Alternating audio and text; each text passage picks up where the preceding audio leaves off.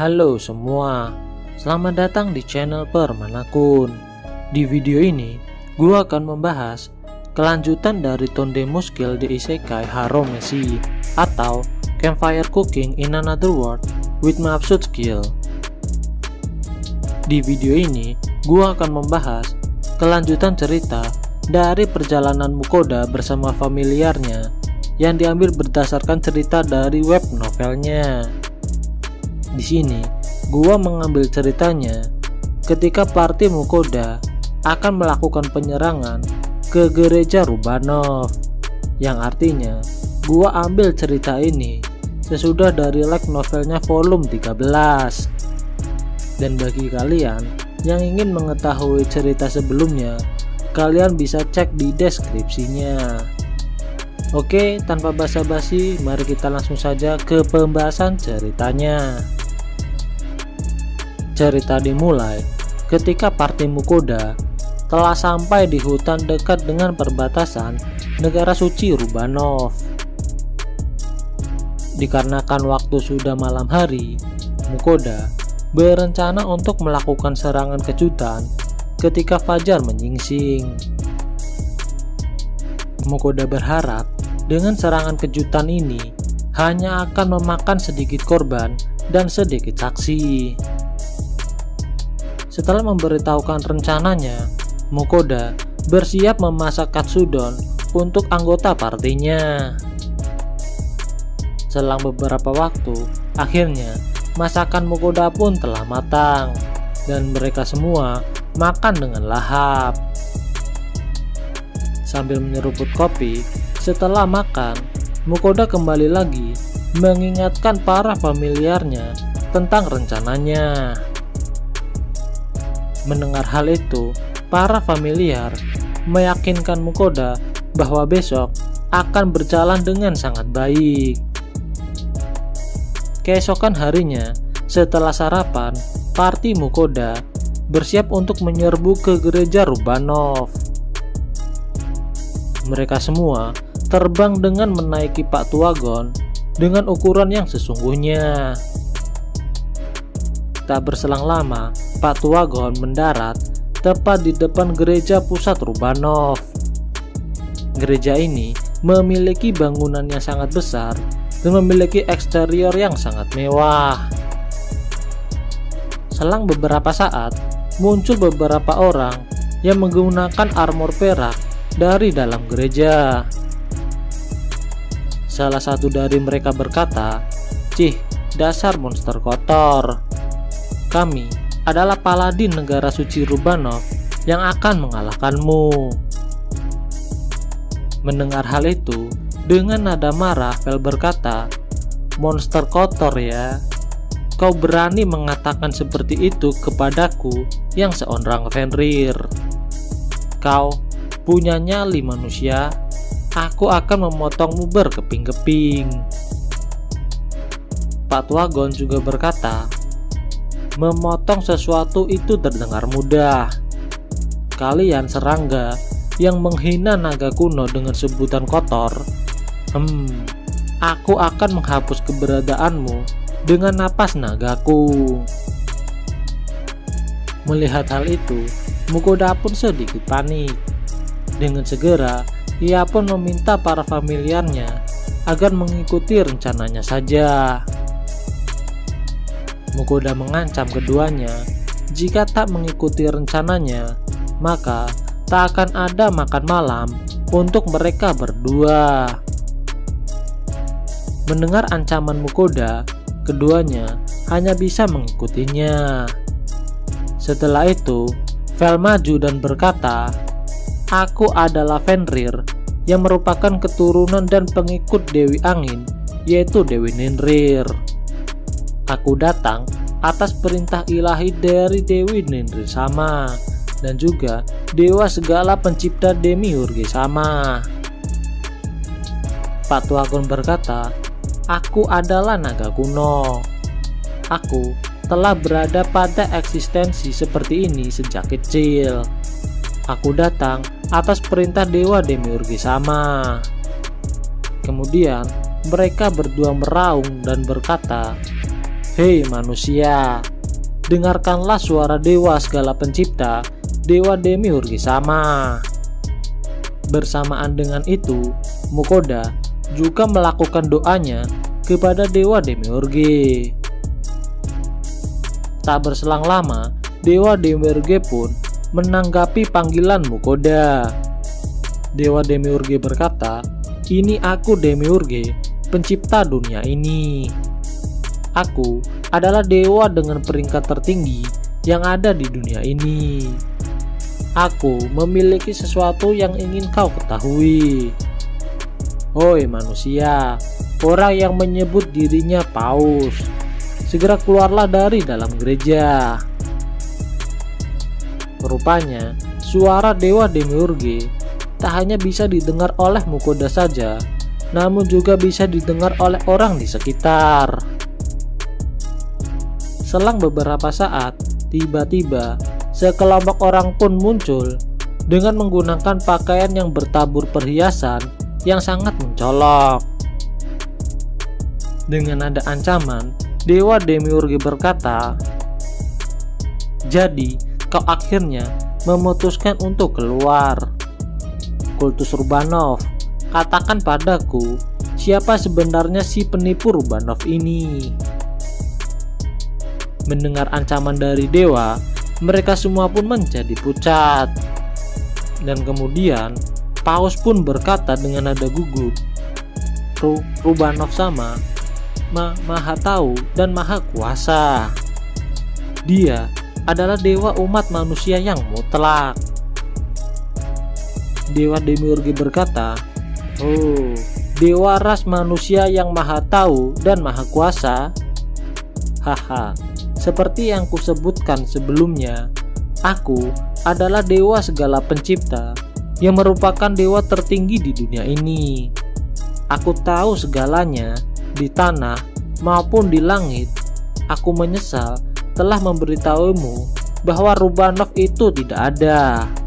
Dan juga para dewa tak membeda-bedakan ras para pengikut mereka." Paus menjawab, "Itu tidak masuk akal." Dewa Demiurge berkata, "Fakta bahwa dewa Rubanov ini tidak ada harus diketahui oleh mereka yang berpangkat tinggi. Kau pasti telah mengetahui hal ini, bukan? Ketika kau menjabat sebagai paus. Aku percaya sekte Rubanov ini awalnya digunakan untuk menipu uang dari orang-orang hingga sampai sebesar ini. Singkatnya, kalian semua adalah penipu dan juga pencuri. Faktanya, aku telah mengabaikan kultus ini dikarenakan sifat manusia yang serakah. Namun, kalian telah melangkah lebih jauh, membuat aturan untuk mendiskriminasi Beastmen, Elf, dan Dwarf dengan merendahkan mereka untuk dijadikan mainan dan hewan peliharaan. Dan saat kau bosan, kau akan menjualnya sebagai budak. Kau tahu bahwa budak yang kau jual ke keluarga kekaisaran menjadi sasaran pelatihan yang mengerikan. Mereka bertarung dan mati sebagai prajurit kematian. Ketahuilah ini, bagi mereka yang berpartisipasi dalam kekejian ini, nasib buruk akan menantimu setelah kematianmu." Kepada penguasa kerajaan Rubanov, perhatikan kata-kataku. Kau tidak melihat orang-orang di kerajaanmu sebagai manusia. Kau dengan sengaja mendukung gereja Rubanov karena itu sesuai dengan keserakahanmu. Ketahuilah bahwa aku tidak akan memandang baik perbuatan ini dan aku akan mengawasimu. Mendengar hal itu, Mukoda pun terkejut mengenai fakta bahwa keluarga kerajaan mewajibkan non-manusia sebagai tentara terdepan, dan itu pasti ada andil dari sekte Rubanov. Dewa Demiurge berkata bahwa untuk sekte Rubanov, perbuatan jahatmu sebanyak bintang di langit. Dan atas kejahatanmu ini, aku memerintahkan Fenrir dan naga kuno untuk menghancurkan tempat ini. Dengan segera, kedua familiar Mukoda maju ke depan untuk menghancurkannya. Namun sebelum itu, dengan nada malas, Dewa Demiurge berkata, "Woi, jika kau tak ingin dihancurkan dengan gereja mewahmu, sebaiknya larilah sekarang." Ketika itu, Paus dan para kesatrianya segera lari ketakutan.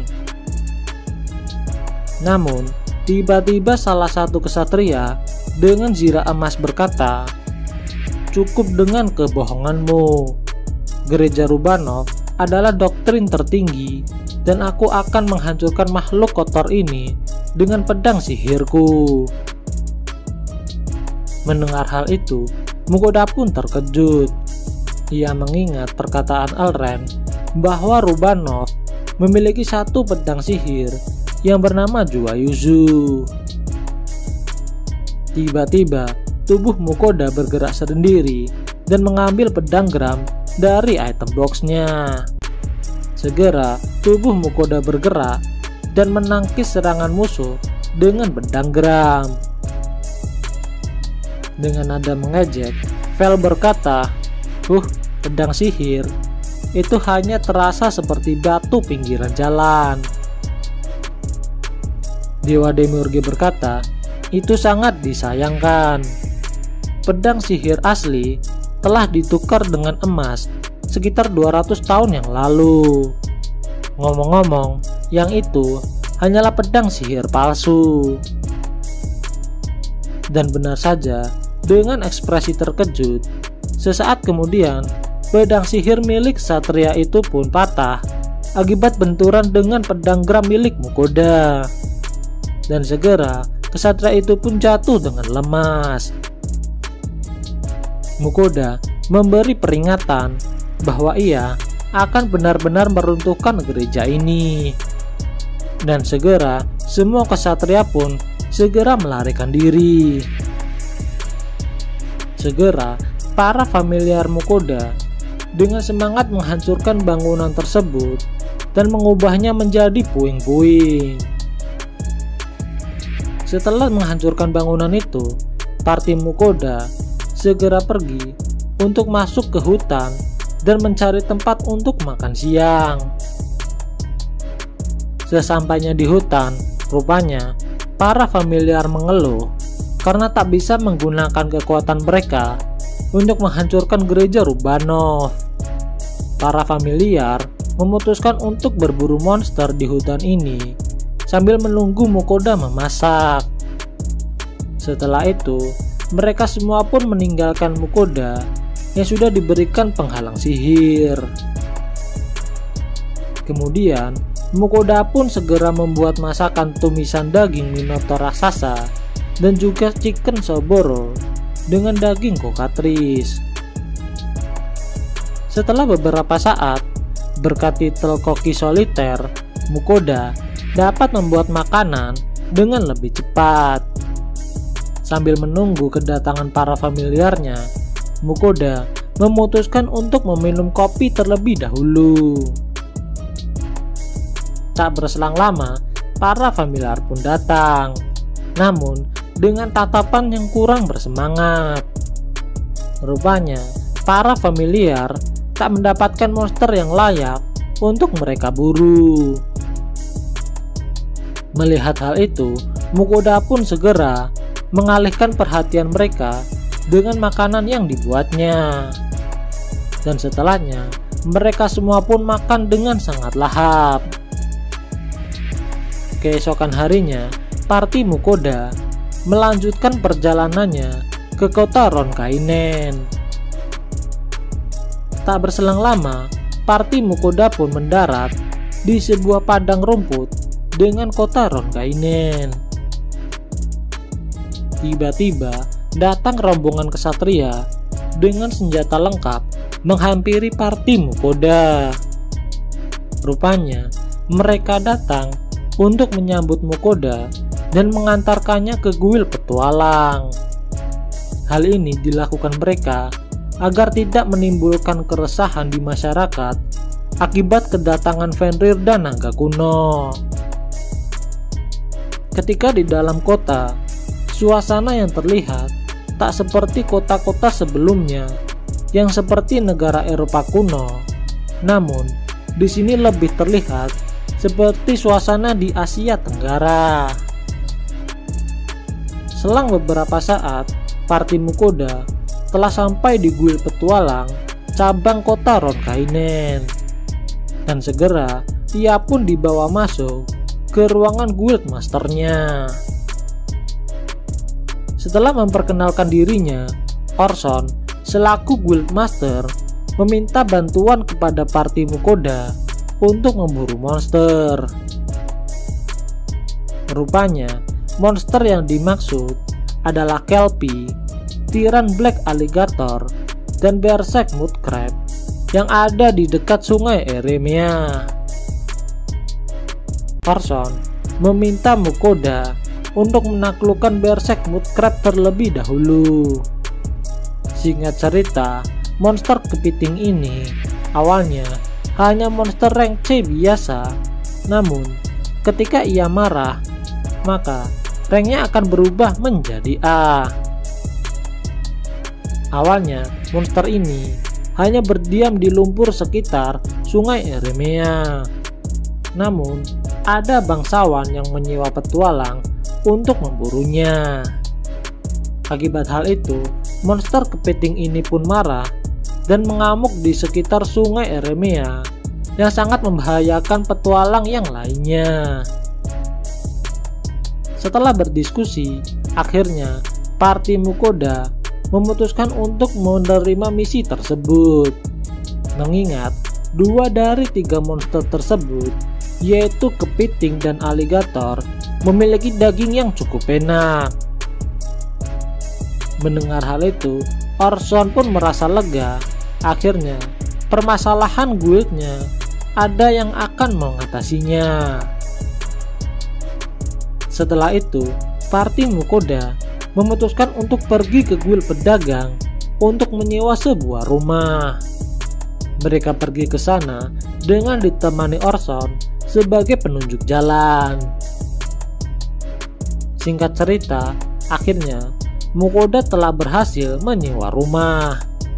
Meskipun bagi familiar Mukoda, halaman rumah ini terasa lebih kecil, namun ukuran sebenarnya adalah sebesar lapangan bola. Untuk biaya sewa sekitar 110 koin emas per minggunya, dan itu akan ditanggung oleh Orson sendiri. Keesokan paginya, setelah sarapan, para familiar sangat bersemangat untuk memburu monster kepiting lumpur. Awalnya, Mukoda ingin pergi ke guild petualang terlebih dahulu untuk mencari informasi. Namun, para familiar menghentikannya dan mereka ngotot ingin segera pergi. Vel akan menggunakan kekuatannya untuk melacak monster kepiting tersebut. Dan setelahnya, Party Mukoda pun segera pergi dengan menaiki Patu Wagon. Di perjalanan, dalam benak Mukoda, sungai Eremia adalah sungai besar dengan bentuk berliuk-liuk seperti sungai pada umumnya. Namun, setelah melihatnya, ternyata sungai ini memiliki lebar yang sangat besar dan malah terlihat seperti danau. Sesaat kemudian, Vel mengarahkan Party Mukoda ke tempat monster kepiting itu berada. Melihat pemandangan di depannya, Mukoda pun menjadi terkejut. Hal ini dikarenakan monster kepiting tersebut ternyata memiliki ukuran yang sangat besar.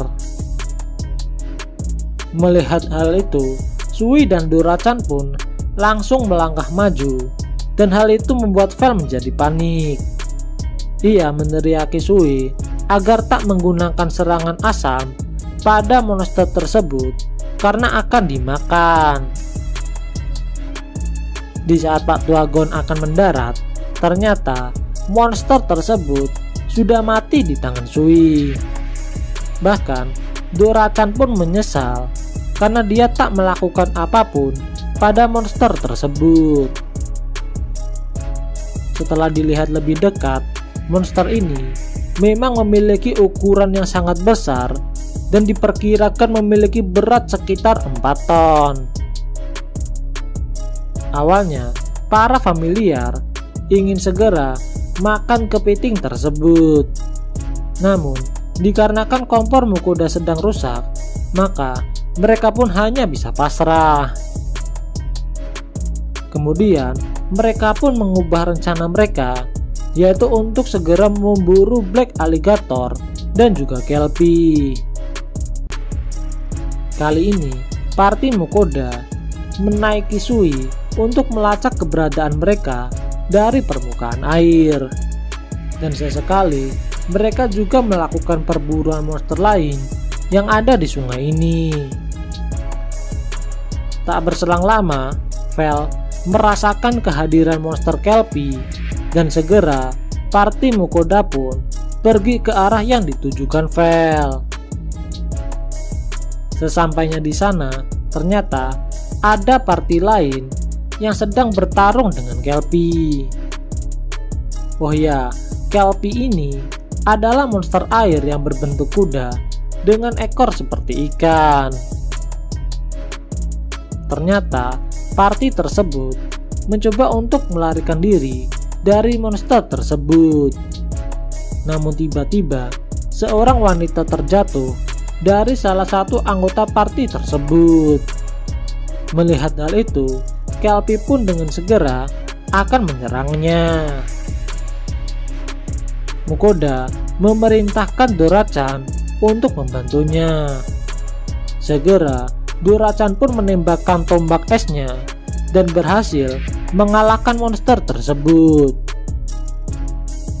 Setelah itu, Mukoda pun memasukkan monster tersebut ke dalam item boxnya tanpa sepengetahuan dari party lain. Dan segera party Mukoda pun melanjutkan perjalanannya untuk memburu monster Black Alligator.